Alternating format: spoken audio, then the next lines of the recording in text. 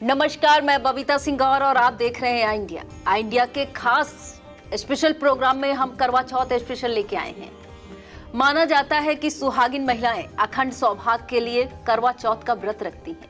वैसे तो महिलाएं सुख समृद्धि और सुखद जीवन के लिए वर्ष में कई व्रत रखती हैं, लेकिन करवा चौथ एक ऐसा व्रत है जो विशेष माना जाता है महिलाओं के जीवन का।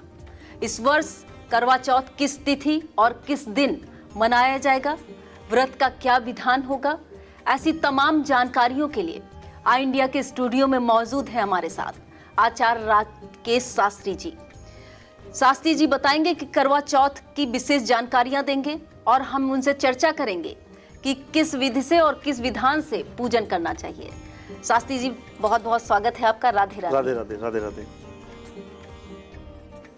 शास्त्री जी, हम जानना चाहेंगे कि इस वर्ष करवा चौथ महिलाएं किस दिन रखेंगी और इसका क्या विशेष संयोग बन रहा है। जी, जैसा कि सनातन धर्म में विगत है कि पति की दीर्घायु के लिए हाँ जी, कार्तिक मास कृष्ण पक्ष की चतुर्थी, हाँ जी, संकष्टी गणेश चतुर्थी, कर्क चतुर्थी अर्थात उसी को जी, करवा चौथ का व्रत भी कहा जाता है। जी, करवा चौथ का व्रत विशेषतः पति की दीर्घायु के लिए किया जाता है और यह 13 अक्टूबर दिन बृहस्पतिवार को इसका संयोग इस बार बन रहा है। जी। तो आपने बड़ा अच्छा बताया कि 13 अक्टूबर को इसका दिन बन रहा है। जी। इस व्रत में किस देवी देवता की पूजा की जाती है, इसका क्या विधान रहता है। जी, जैसा कि सौभाग्यवती महिलाएं अपने पति की दीर्घायु के लिए हाँ जी, इस दिन निर्जला व्रत रहती हैं। जी, अपने दैनिक कार्यों को करते हुए शाम के समय, हाँ जी, जो कि चंद्रोदय का समय बतलाया गया है इस बार पंचांग में 7:53 का, उससे पहले निवृत्त होकर के नूतन वस्त्र परिधान, श्रृंगार, 16 श्रृंगार का आभूषण धारण करके सर्वप्रथम विघ्न विनाशक गणेश भगवान का पूजन करते हैं। चूंकि ये करक चतुर्थी ही है, एक हर महीने आने वाला एक पर्व मनाया जाता है जिसको करक चतुर्थी, संकष्टी गणेश चतुर्थी कहते हैं। और उस दिन विशेष ये है कि कार्तिक कृष्ण पक्ष की चतुर्थी को कर्क चतुर्थी अर्थात करवा चौथ भी कहा जाता है। तो सर्वप्रथम विघ्न विनाशक गणेश भगवान का पूजन होगा, एक मंगल कलश का पूजन किया जाएगा और उसके बाद चंद्रोदय के समय चंद्रमा को अर्घ दे करके इस व्रत को पूर्ण किया जाएगा। विशेषतः इसमें विघ्न विनाशक गणेश भगवान का पूजन और चंद्रमा को अर्घ, उनका पूजन करने का विशेष महत्व बतलाया गया है।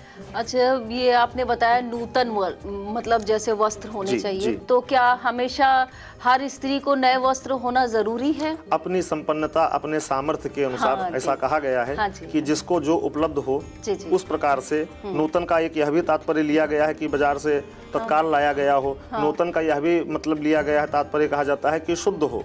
हमने एक दो बार पहना है और शुद्ध वस्त्र है, आभूषण है, उसको धारण करके भगवान का पूजन करें। जी जी, मतलब कहने का अर्थ ये हुआ कि धुला हुआ, साफ और स्वच्छ। स्वच्छता पूजन का सर्वप्रथम एक अंग है। जी, बहुत सुंदर। आप ये बताइए कि करवा चौथ व्रत में किस विशेष धातु का करवा होना चाहिए और करवा ही क्यों प्रयोग में लाना जरूरी है। जी, जैसा कि बताया गया कि गणेश भगवान का पूजन किया जाता है, मंगल कलश का पूजन किया जाता है, साथ में ही करवा का पूजन। करवा एक तात्पर्य से कलश ही है जिसमें सिर्फ एक टोटी लगी हुई होती है। प्रायः महिलाएं पीतल का लोटा होता है जिसको कहते हैं, उसी को करवा की संज्ञा दी गई है। उसमें एक आगे को टोटी होती है, उसके अंदर नूतन धान्य भर के आगे की नए धान की सीखों को लगा करके उसका पूजन करके और बाद में उसी से चंद्रमा को अर्घ देने के निमित्त से कि अर्घ विशेष महत्व रखता है, इसलिए उस कलश में एक टोटी है। अच्छा। और वो धातु का कलश है। और इसका यह भी अभिप्राय है कि विगत जो भी महिलाएं हैं जो करवा चौथ का व्रत रख रही हैं, उनका एक ही करवा होता है। किसी विशेष परिस्थिति में उनका करवा न मिल रहा हो, नष्ट हो गया हो, एन केन प्रकार से यदि त्योहार पे उपलब्ध नहीं हो पाया है तो नया करवा आएगा, अन्यथा आजीवन वो उसी करवे से भगवान का पूजन और करवा चौथ का व्रत का सारा कार्य करते रहेंगे। और जो विशेष है उसमें वो टोटी है, वो अर्घ के लिए। जी, अर्घ देना महत्वपूर्ण है इस व्रत में। जी जी, ये बड़ी अच्छी जानकारी दी। दीपक और छलनी का क्या महत्व है करवा चौथ में? दीपक तो हमारे पूजन का एक अभिन्न अंग है। जैसा कि ज्ञात है, हमारे कर्म के साक्षात देवता हैं दीप देवता, साक्षात देवता हैं। उनको प्रज्वलित करके ही हमारा कोई भी सनातन धर्म का कार्य है वो आरंभ होता है। और दूसरा विशेष महत्व दीपक का यह रहता है कि जब हम पूजन करके चंद्रमा का दर्शन करने जाते हैं, प्राचीन समय की बात भी इसको कहा जा सकता है, तो छत पर प्रायः जाकर के चंद्रमा का दर्शन होता है। चूंकि रात्रि का समय है तो हमने पूजन का सामान कहाँ पर क्या व्यवस्थापित किया है, उस निमित्त से दीपक को वहां स्थापित करते हैं। और जब चंद्रोदय होता है तो एक छलनी, एक पर्दा, जिससे चंद्रमा की शीतलता ही हमको प्राप्त हो, इस भावना के साथ से चलनी में उस दीपक को रख करके चंद्र देवता का हम दर्शन करते हैं और उनको अर्घ्य देते हैं। अर्थात दीपक का पूजन भी सर्वविदित है, सर्वमान्य है और दीपक का यही तात्पर्य है। अच्छा, आपने बड़ी अच्छी जानकारी दी। मैं एक और बात पूछना चाहूँगी कि क्या जैसे बहुत से लोगों के घरों में दीपक और छलनी का प्रयोग नहीं होता है चांद देखने के लिए जी, तो क्या उसको नई शुरुआत की जा सकती है?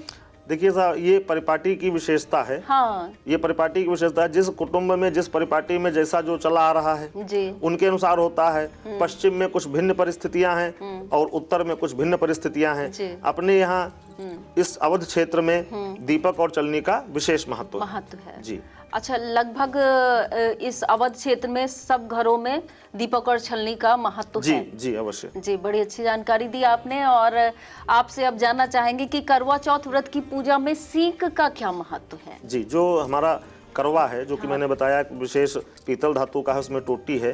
तो एक वरुण कलश है जिसको हम जल से पूर्ण करके समस्त देवताओं का आवाहन करके पूजन करते हैं। और जो करवा होता है उसमें हम प्रायः नूतन धान्य का पूजन, धन धान्य ही हमारा सर्वप्राय है। धन धान्य का पूजन करना, अर्थात उसमें नूतन धान्य के जो चूरे होते हैं उनको रखा जाता है और नूतन धान्य की सींकें लगा करके उसका पूजन होता है। हमारा नूतन धान्य उत्पन्न हुआ और उसका भी साथ में पूजन हो रहा है, यही उसकी विशेषता है। जी, बड़ी अच्छी जानकारी दी आपने। और एक बात और जानना चाहेंगे कि इस वर्ष क्या जो नववधुएं हैं, जैसे जिनकी नई शादी होके आई है, तो वो क्या व्रत रख सकेंगी? क्योंकि कहा जा रहा है कि शुक्रास्त है।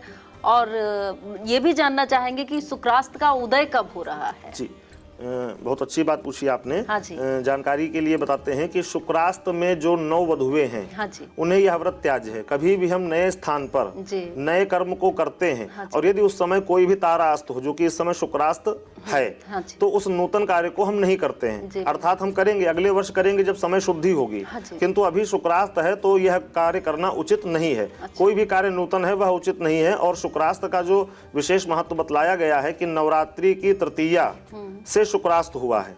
नवरात्रि की तृतीया से 28 तारीख से आपके शुक्रास्त का योग चल रहा है। 28 सितंबर जी, सितंबर से। और यह रहेगा 21 नवंबर तक जी।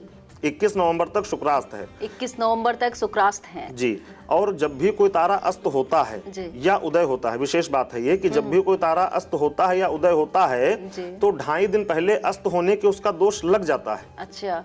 और जब भी कोई तारा उदय होता है तो उसके 2.5 दिन तक उस तारे का उदय होने का दोष रहता है। अर्थात मतलब कि आपको टोकेंगे, सॉरी, ये इसका मतलब कि नवरात्रि के पहले लग चुका है शुक्रास्त? जी, नवरात्रि के प्रथम दिन मध्याह्न 12 बजे से शुक्रास्त का दोष प्रभावी है। अच्छा, तो नवरात्रि कोई भी शुभ कार्य नहीं किए जा सकते हैं? जी, किंतु यद्यपि लोगों ने नवरात्र को प्रधान मानकर, देवी दिनों को प्रधान मान करके मुंडन और गृह प्रवेश इत्यादि का कर्म किया, जो कि दशमी तक ही उचित था जी, विद्वानों के मतानुसार से।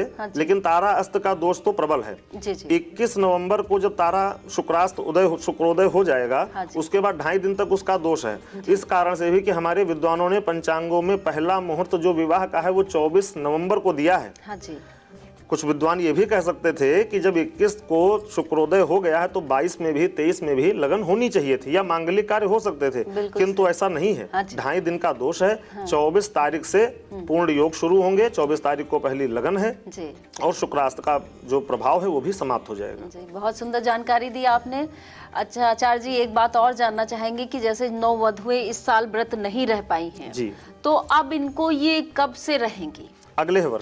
अगले वर्ष रह सकती जी। अगले वर्ष परिस्थितियां अनुकूल हैं, कोई तारा नहीं डूबा है तो अगले वर्ष से करवा चौथ का व्रत आरंभ करेंगे। अच्छा, बहुत सुंदर जानकारी दी आचार्य जी। आपका हमारे यहाँ आने पे बहुत बहुत धन्यवाद।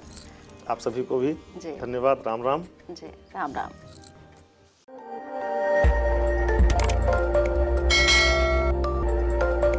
खबर आपकी, नजर हमारी। देखते रहिए आई इंडिया।